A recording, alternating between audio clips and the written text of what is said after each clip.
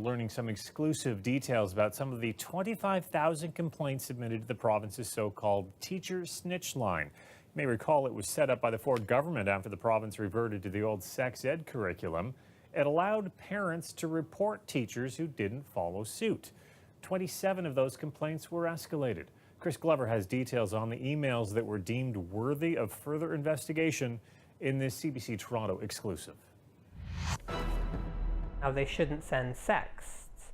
This is disgusting. Queer parent Becky McFarland reads complaints from the government's so-called teacher snitch line. She intends to teach children about same-sex marriage. I do not want my child learning about this vile act. CBC Toronto obtained the complaints from a Freedom of Information request. In 25,000 complaints, ministry staff deemed 27 as potential teacher misconduct for the College of Teachers to investigate. Some of the 27 alleged racism or sex assault, but others flagged as potential misconduct involved classroom conversations about same-sex marriage.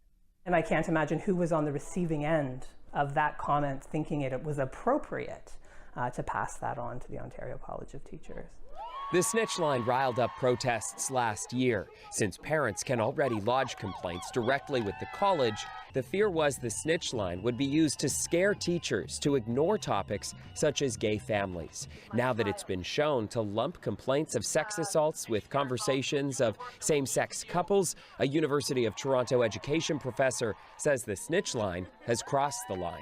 You can compare somebody having sexual relationships with a student and then compare that same complaint with a teacher who's teaching about LGBTQ issues. Teachers have the professional responsibility to provide factual information. McFarland recently lost a lawsuit against the Doug Ford government's decision to scrap the Liberals' 2015 revisions to sex ed. Government lawyers argued teachers are still able to discuss the removed subjects. But McFarland says the information CBC dug up about the snitch line proves that's not true. We are hated in so many ways, and that there is actually a mechanism that is being created by our provincial government that is allowing people to espouse that in a formalized way. McFarland says she'll continue to teach her 11-year-old their family isn't wrong, whether teachers can back up the lesson or not. Chris Glover, CBC News, Toronto.